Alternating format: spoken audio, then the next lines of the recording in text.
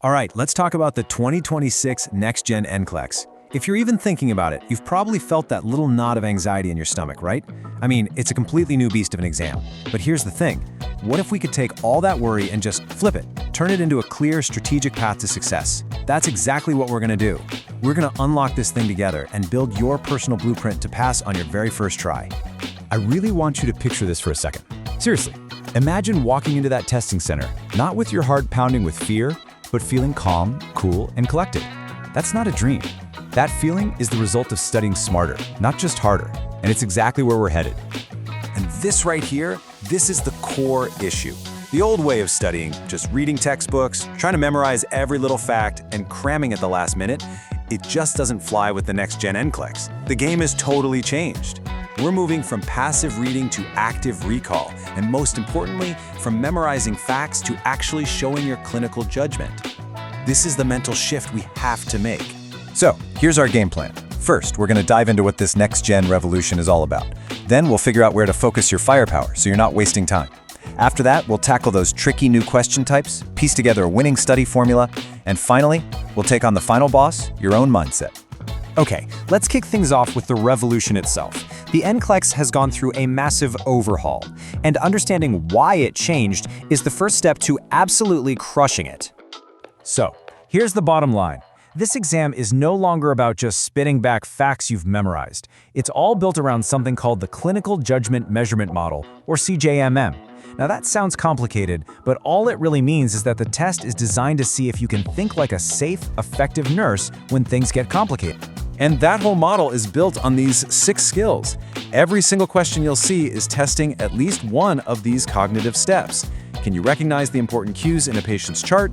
Can you analyze what they mean, prioritize what to do, come up with a solution, take action, and then evaluate if it worked? This isn't just a random list. This is the DNA of the entire exam. If you remember one thing from this whole section, make it this.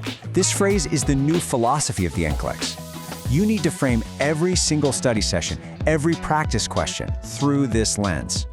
Ask yourself, how am I thinking my way through this problem? All right, so now that we get the how to think part, let's get super strategic about what to study. Look, you can't learn everything with the same intensity. It's just not possible. So let's play the numbers game and figure out where to focus your firepower to get the biggest bang for your buck.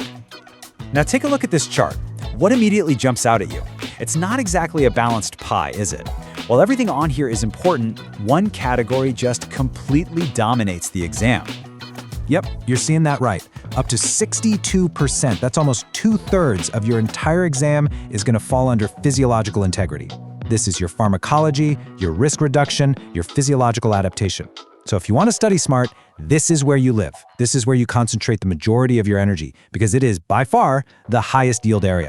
And just as important as knowing what to study is knowing what traps to avoid. So many people fall into these. Don't live and breathe only med-surg. You have to give psych and maternity some love too. And please, don't just memorize lab values. Know what they actually mean and what you do about them. And if a topic like pharmacology makes you uncomfortable, that's your cue to lean in, not run away. All right, we know where to focus. Now let's get down to the nitty-gritty. Let's move from the big picture strategy to the on-the-ground tactics. We're going to break down those new question types that freak everyone out and learn how to make them work for us. First up, the one everyone dreads, select all that apply. Well, guess what? It's got a new name, Extended Multiple Response, and it comes with a game-changing new rule, partial credit. You no longer get 0 points for being mostly right. This changes everything. So how do we attack this? It's simple. Treat every single option like its own little true or false question. So for a client with hyperkalemia, should I give IV potassium? False, that'll make it worse. Administer calcium gluconate? True, that protects the heart. Monitor the cardiac rhythm? Absolutely 100% true. You go down the list one by one and you can rack up points even if you're not sure about every single option. This is your new mantra for these questions. On the old test, you had to be 100% certain. Now, because of partial credit, you can afford to be a little more aggressive. If you've got a gut feeling and you're leaning, say 51% sure an answer is correct, it's probably better to select it than to leave it blank. Be confident. Next up are the unfolding case studies. Yeah, they look really intimidating at first glance, but they're not one giant monster question. Think of them as a series of 5 or 6 connected questions that just walk you through a real patient scenario, from assessment all the way to evaluation. It's really just the nursing process, broken down into manageable bites. Okay, we've covered the what, the why, and the how. So now let's put it all together into a clear, actionable study plan that you can literally start using today. A solid plan has 3 phases. Way out from your test date, you start with content review. Then, as you get closer, you shift gears into intensive daily practice questions to really build up those clinical judgment muscles. And in those last couple of weeks, it's all about full-length test simulations to build up your mental stamina and walk in feeling ready. So, is there a magic number of practice questions? Well, based on what we see from successful test takers, the sweet spot seems to be somewhere between 2,000 and 3,000 high-quality questions. It's not about just hitting a number. It's about getting exposed to enough different scenarios and rationales that you start to see the patterns. But, and this is so important, always remember this rule. Quality beats quantity every single time. The real learning doesn't happen when you click an answer. It happens when you dig into the rationale for every single option, both the right ones and the wrong ones. Honestly, understanding why the wrong answers are wrong is often where the biggest aha moments happen. Okay, we've built the knowledge base, we've got this strategy down. Now, it's time to face the final boss, our own mindset. Because on test day, all the technical knowledge in the world doesn't matter if you can't access it under pressure. Your mental game is everything. If you feel that panic starting to bubble up during the test, I want you to have this tool ready. It's called the 4-7-8 technique. Let's just try it real quick.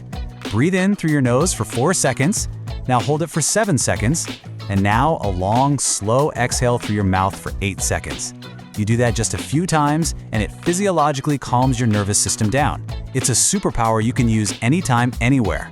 And you need a mental game plan for the day itself. Eat a good breakfast with protein. Use your breaks to get up and stretch.